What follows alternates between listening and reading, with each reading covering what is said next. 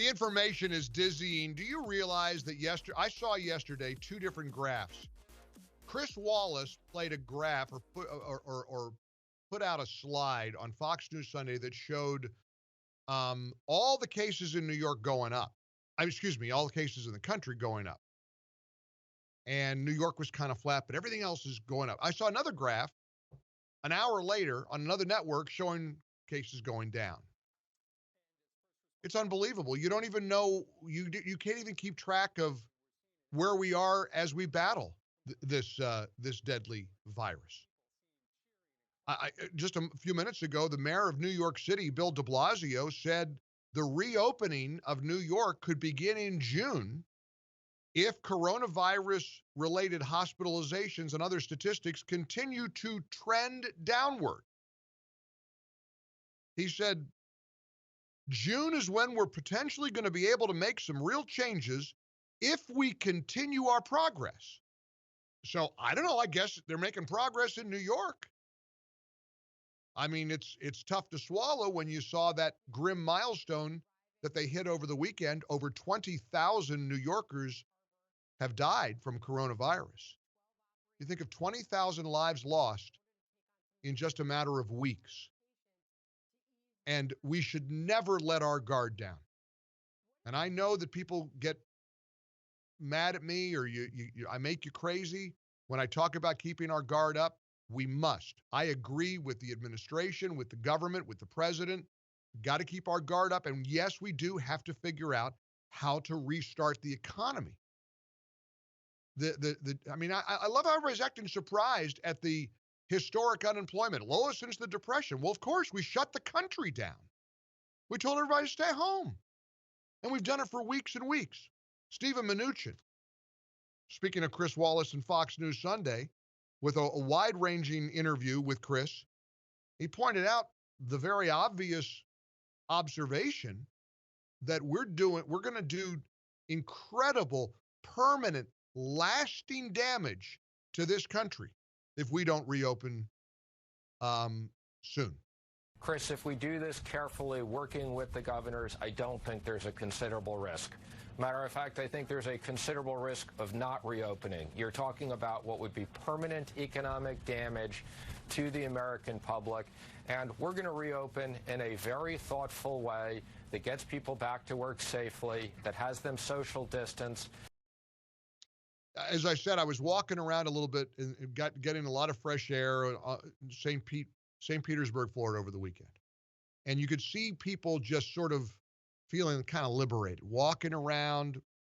Some people wearing masks, most not. I mean, you're outside. In the stores, people were wearing masks. A lot of people are asking about masks, incidentally. I just saw that at the Los Angeles International Airport, masks are going to be being required, mandatory at the airport.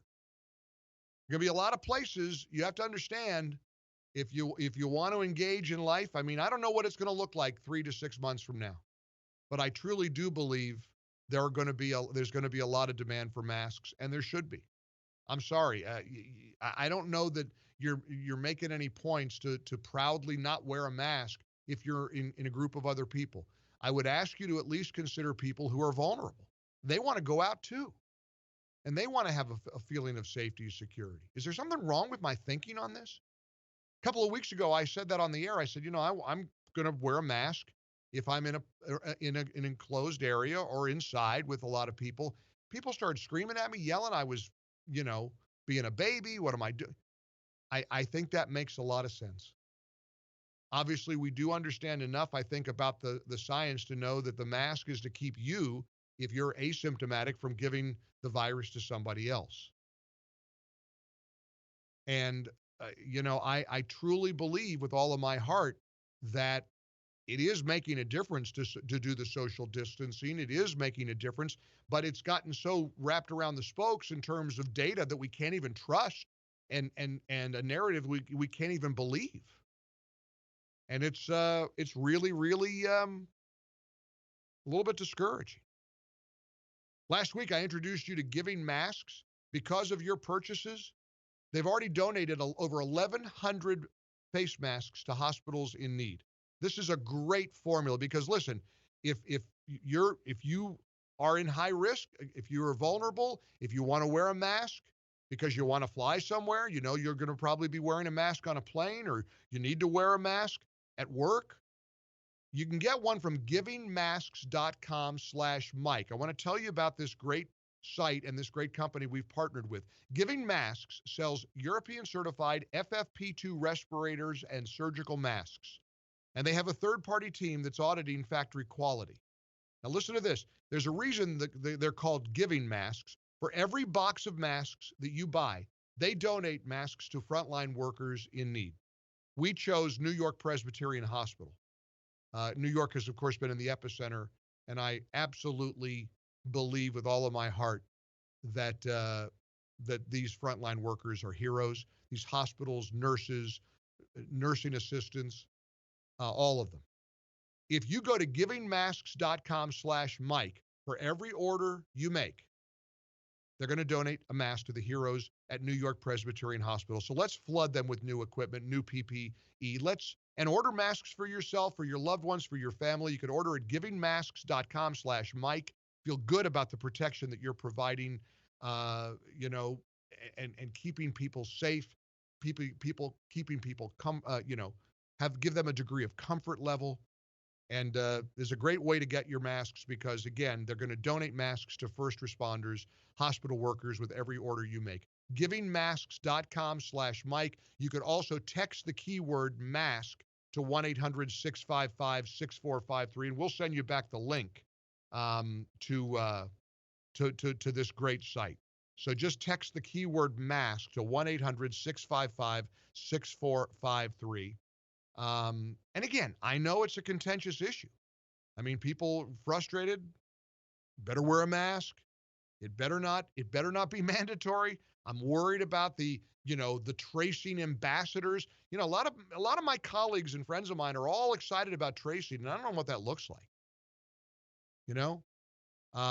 That is a little scary to think about tracing somebody's contacts by having, sort of the government. All of these issues are being fleshed out, and they're important. They're very important.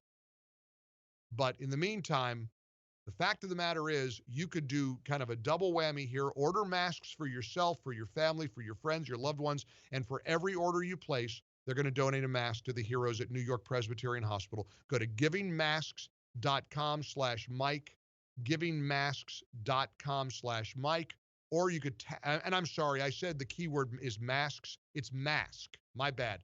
Keyword mask. Text the keyword mask to 1-800-655-6453, and we'll send you back the information where you can order these European certified FFP2 respirator and surgical masks from givingmasks.com. Givingmasks.com/Mike, givingmasks.com/Mike, or text the keyword mask from 1-800-655-6453.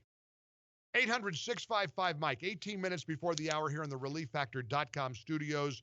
I want to tackle this story, and we've just touched upon the shooting death of Ahmaud Arbery, and want to get into that a little bit and give you an update. It's a story out of Georgia that has really captured the nation's attention.